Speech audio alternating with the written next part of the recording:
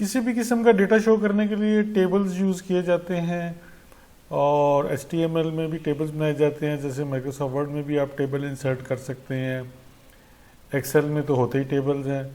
अब हम देखते हैं कि जी HTML में हमने कैसे टेबल्स बनाने हैं। हम HTML की अपनी फ़ाइल खोल लेते हैं और किसी भी जगह पे हम आ जाते हैं, इधर आ जाते हैं हम, और इधर हम टेबल बनाते हैं। टेबल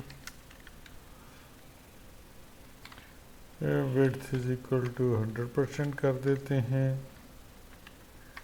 और cell spacing is equal to 0 कर देते हैं। Cell padding is equal to 5 कर देते हैं और बॉर्डर इक्वल टू 1 कर देते हैं। ये हम देखेंगे कि इसका क्या मतलब है बाद में। और टेबल टैग को क्लोज कर दिया। अभी तक हमने सिर्फ डिफ़ाइन किया टेबल, अब इसके अंदर हम रोज़ डिफ़ाइन करते हैं। टेबल रो शुरू हो गई है और टेबल रो क्लोज हो गई है। ये एक टेबल रो बन गई। अभी भी अगर आप इसको सेव करते हैं तो आपको कुछ भी नहीं नज़र आएगा, सिर्फ ये एक लाइन नज़र आ रही है, क्योंकि अभी तक डेटा कुछ है नहीं इसमें। तो हम उसके लिए हम टेबल डेटा का टैग यूज़ करते हैं। रो 1 कॉलम 1 स्लैश टेबल डेटा रो 2 रो 1 कॉलम 2 स्लैश टेबल डेटा और टेबल डेटा और रो 1 कॉलम 3।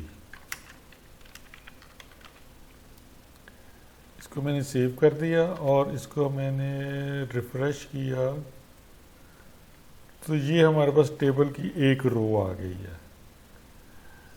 अब हम इसी को कॉपी करके 2-3 रोज़ बना लेते हैं। हम इसको कॉपी कर लेते हैं और इसकी स्पेसिंग ऐसे कर लेते हैं, मैटर नहीं करती, लेकिन हम ज़रा उसको खूबसूरती के लिए और क्लियर नज़र आ जाए हमें। ये हमने 3 रोज़ इंसर्ट कर लिए हैं। इसको हम रो 2 कह देते हैं,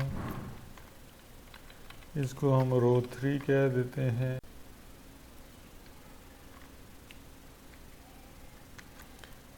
फाइल को सेव कर दिया और इधर जाके हम रिफ़्रेश करते हैं तो हमारे पास ये 3 रोज़ आ गई हैं। अच्छा, अब हम इसकी हेडिंग भी लगाना चाहते हैं ताकि हमें पता चल जाए कि रो 1 में क्या है, 2 में क्या है, 3 में, कॉलम 1 में, 2 में और 3 में क्या है।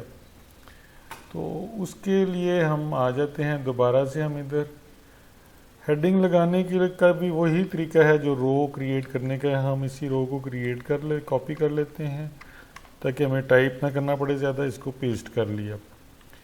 इसमें हम कह देते हैं हेडिंग 1,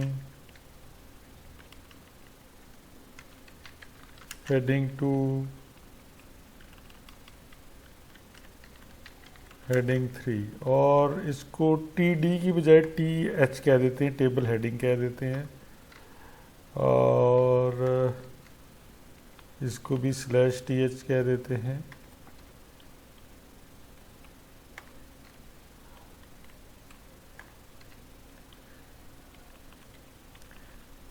और इसको सेव कर दिया और अब आप इसको रिफ़्रेश करेंगे अगर तो आपको ये ऐसे नज़र आएगा। हेडिंग नज़र आ गई। हेडिंग बाय डिफ़ॉल्ट सेंटर हुई होती है और ये इस तरह से हमें नज़र आ गया है। इसमें हम जो है इसका बॉर्डर अगर 0 कर दें तो बॉर्डर ख़त्म हो जाएगा। ये जो बॉर्डर नज़र आ रहा है, अगर हम इसको रिफ़्रेश करते हैं तो बॉर्डर के बगैर आ जाएगा। बॉर्डर को अगर हम 2 कर दें तो हम देखते हैं क्या आएगा। ये ज़्यादा थिक बॉर्डर आ गया हमारे पास। और अगर हम सेल पैडिंग को 5 की बजाय 10 कर दें तो ये जो स्पेस है ये रो की और बॉर्डर्स के दरमियान में ये ज़्यादा हो जाएगी। ये अब आप देख रहे हैं टेबल हमारा खुला खुला सा हो गया है।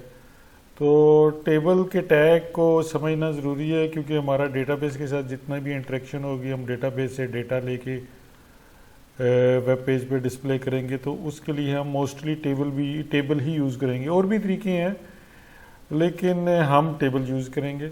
तो इसलिए आप टेबल के टैग को अच्छी तरह से समझ लें और इसकी एक दो दफ़ा प्रैक्टिस कर लें, इसको दोबारा से टाइप करके और ख़ुद से, ताकि आपको इसका आइडिया हो जाए।